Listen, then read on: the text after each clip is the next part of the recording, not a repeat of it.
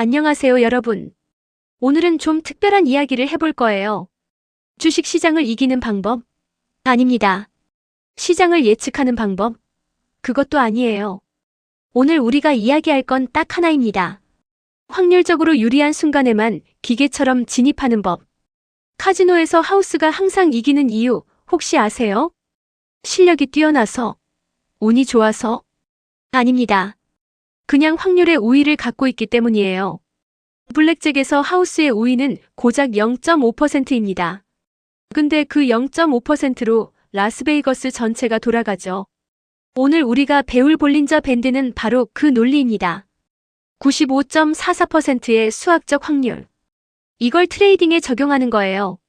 자, 시작합니다. 먼저 오늘 강의의 두 주인공을 소개할게요. 왼쪽은 존 볼린저 잔 발링어. 볼린저 밴드를 1980년대에 개발한 사람입니다. 그가 남긴 가장 핵심적인 말이 뭔지 아세요? 절대적인 것은 없다. 상대적인 관점에서 가격의 높고 낮음을 정의하라. 천재적인 말이에요. 생각해보세요. 삼성전자 5만 원이 싸다, 비싸다 이게 무슨 의미가 있어요? 뭐랑 비교해서요? 볼린저는 말합니다. 현재의 변동성이라는 기준으로 비교하라고. 그게 이 밴드의 본질이에요. 오른쪽은 BNF, 일본의 천재 트레이더. 1600만 원을 시작으로 1조 원을 만든 사람입니다. 비율로 치면 6만 배예요. 6만 배. 그가 선택한 도구가 바로 이 볼린저 밴드입니다. 그는 밴드의 이격도를 활용해서 역추세 단기 매매와 스윙 트레이딩을 했어요. 왜 수많은 지표 중 볼린저 밴드였을까요? 지금부터 그 답을 풀어드리겠습니다. 자, 이제 수학 시간입니다. 근데 겁먹지 마세요. 생각보다 아름다운 이야기거든요. 볼린저 밴드는 3개의 선으로 구성돼요. 중간선 20일 단순 이동 평균 SMA. 최근 20일간 종가의 평균입니다. 이게 기준이에요. 상단 밴드 중간선에 표준 편차 곱하기 1을 더한다. 하단 밴드 중간선에 표준 편차 곱하기 1을 뺀다. 여기서 표준 편차가 핵심이에요. 고등학교 통계 시간 기억나세요? 정규분포, 종 모양 곡선. 플러스 마이너스 1 표준 편차 안에 데이터의 68.27%가 들어옵니다. 플러스 마이너스 2 표준 편차 안에는 95.44%가 들어와요. 볼린저 밴드가 플러스 마이너스 2 표준 편차를 쓰는 이유, 바로 이겁니다. 주가가 이 밴드 안에 있을 확률이 95.44%. 뒤집어 말하면 밴드를 이탈할 확률은 겨우 4.56%. 이 4.56%의 예외적 순간. 바로 이게 우리가 노리는 타점의 핵심입니다. 통계가 주식을 만나는 순간이에요. 볼린저 밴드 자체는 사실 시각적인 도구입니다. 아, 밴드 위에 있네, 밴드 아래에 있네 직관적이지만 정확하지 않아요. 그래서 존 볼린저가 직접 만든 두 가지 보조지표가 있어요. 첫 번째 %B. 이건 주가가 밴드 내 어디에 있는지를 0과 1 사이의 숫자로 알려줍니다. %B 1.0 주가가 상단 밴드에 정확히 닿아 있다. 과매수 구간. %B 0.5 중간선, 즉 20일 이동 평균에 있다. %B 0.0 하단 밴드에 닿아 있다. 과매도 구간.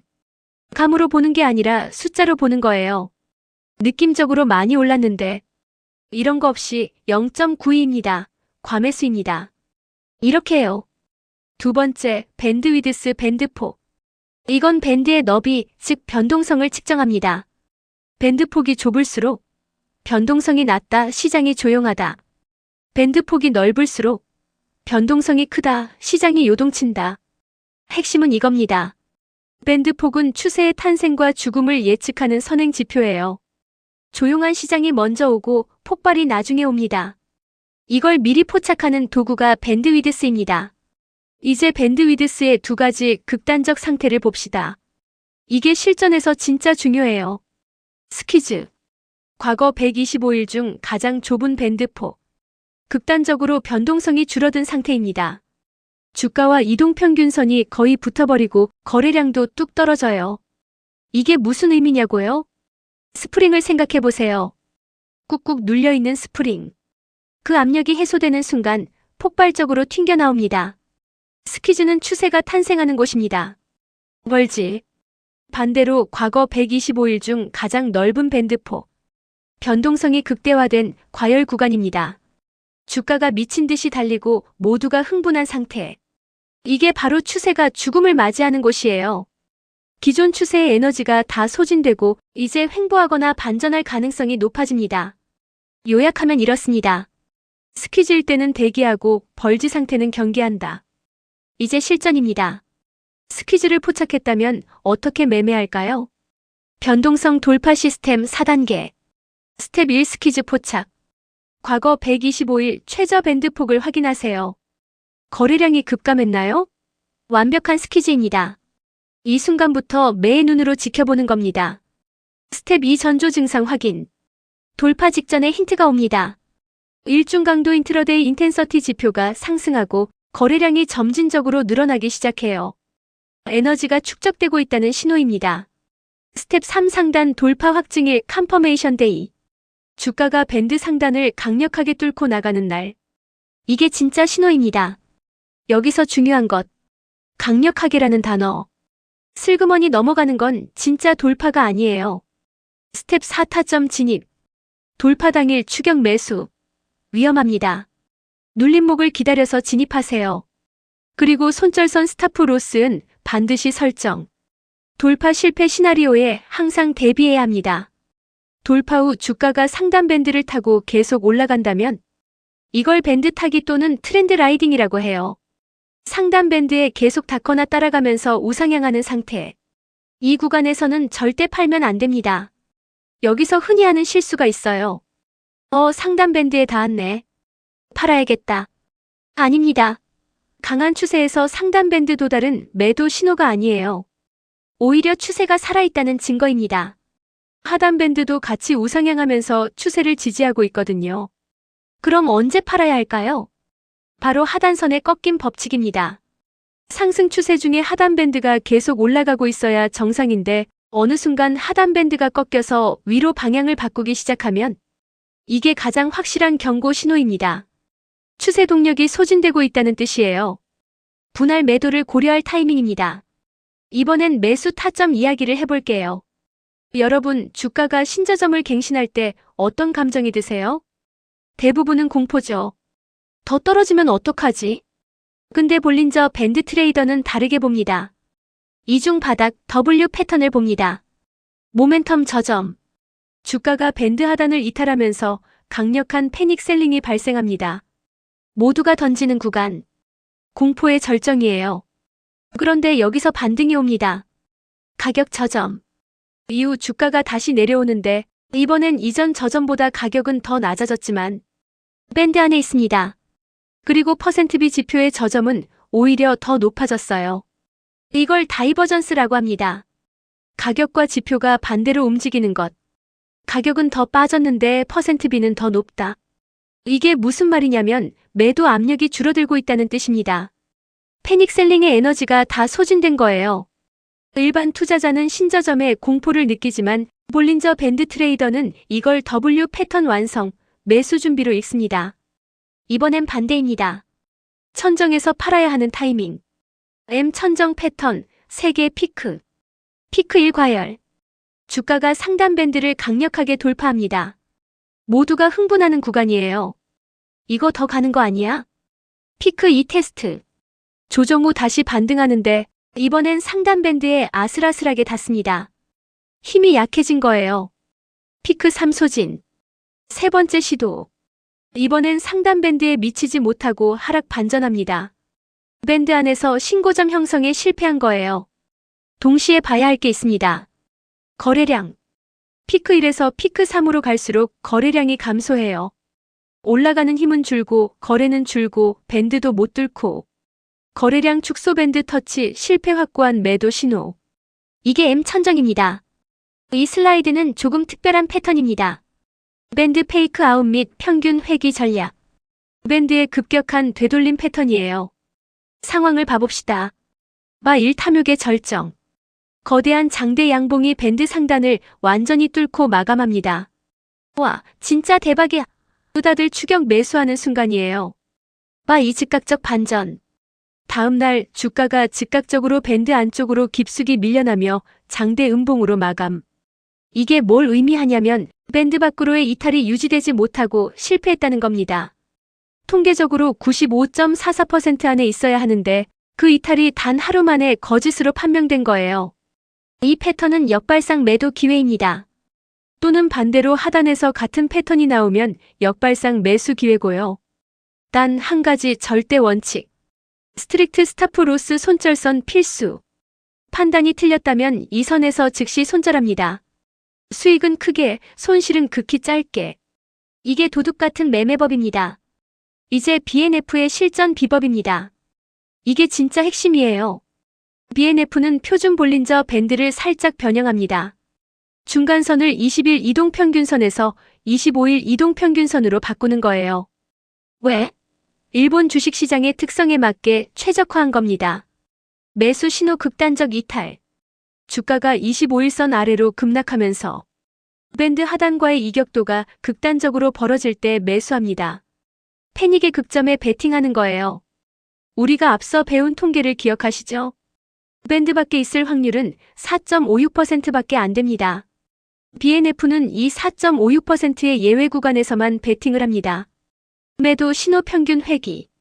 주가가 반등해서 밴드 중심선 25일선이나 상단선에 도달하여 다시 이격이 벌어질 때 매도. 단순하죠? 근데 이게 1조 원입니다. 쌀 때 사고 비쌀 때 파는 가장 기본적인 원칙을 통계적 극단치에서만 기계적으로 실행한 것. 감정이 아니라 수학으로 한 거예요. 볼린저 밴드 하나만 쓰면 될까요? 물론 강력하지만 보조지표와 결합하면 더 정교해집니다. 1. 일중 강도 지표 인트라데이 인텐서티. 스퀴즈 발생 시 스마트 머니가 매집하는지 분산하는지 파악할 수 있어요. 상승 추세의 끝자락 확인해도 씁니다. 2. 일목균형표 주식 단태 기법. 구름대 위에서 밴드 하단에 닿을 때만 단기 매수 타점으로 설정합니다. 일목균형표의 방향성 볼린저의 타점 이중 필터링이죠. 3. 200일 이동평균선 마크 미너비니 기법. 201선이 우상향하는 종목에서만 변동성 돌파 매매를 실행. 추세적 강세장 필터링입니다. 한마디로 좋은 종목에서 좋은 자리에서 좋은 신호가 왔을 때 들어가는 거예요. 4. 거래량 발륨. W 바닥의 2차 하락 시 1차보다 거래량이 줄었는지 확인. 돌파 시 거래량이 폭발하는지 확인. 거래량은 거짓말을 안 합니다. 여기서 잠깐 경고 한 가지 드릴게요. 스퀴즈 이후 가장 흔하고 치명적인 함정 헤드 페이크. 상황을 봐봅시다. 페이지 1 완벽한 스퀴즈 형성. 교과서 같은 스퀴즈. 이제 터지겠다. 다들 흥분합니다. 페이지 2 하단 이탈. 주가가 밴드 하단을 깨고 내려갑니다. 초보자들은 하락 돌파다 하면서 숏배팅하거나 매도합니다. 페이지 3 더 트랩. 하단을 깬 직후 방향을 급격히 틀어서 상단 밴드를 향해 폭발적으로 상승합니다. 숏친 사람들이 다 털리는 거예요. 왜 이런 일이 생길까요?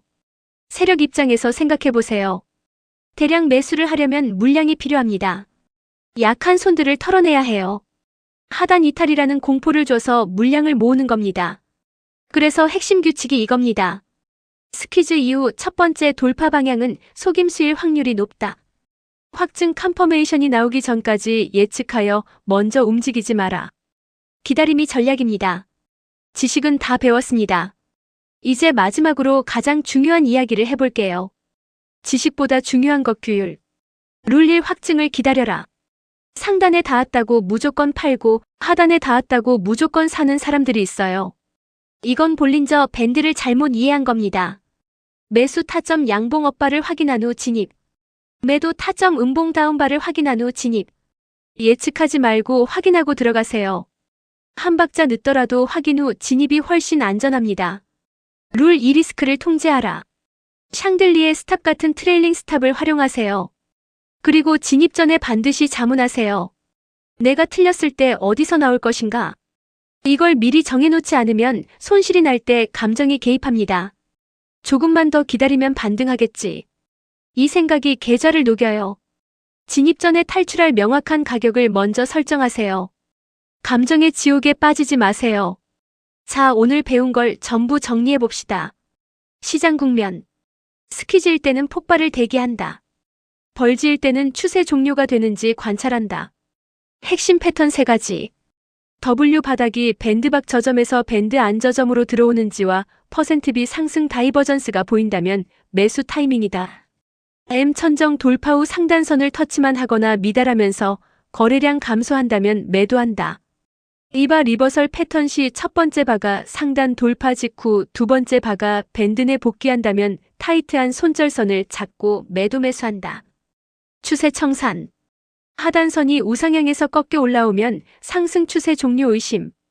그리고 마지막으로 이 말을 꼭 기억해 주세요. 완벽한 시스템은 없다. 하지만 한계 내에서 통계적 우위를 점할 수는 있다. 철저한 원칙 아래 기계적으로 실행하라. 주식시장은 감정의 전쟁터입니다. 거기서 살아남는 방법은 딱 하나, 감정을 없애고 수학을 믿는 것. 95.44%의 확률은 여러분 편입니다. 나머지는 규율과 실행이에요. 오늘 영상 도움이 되셨다면 좋아요와 구독 부탁드립니다. 댓글에 궁금한 점 남겨주시면 다음 영상에서 다루도록 할게요. 다음 시간에 봬요.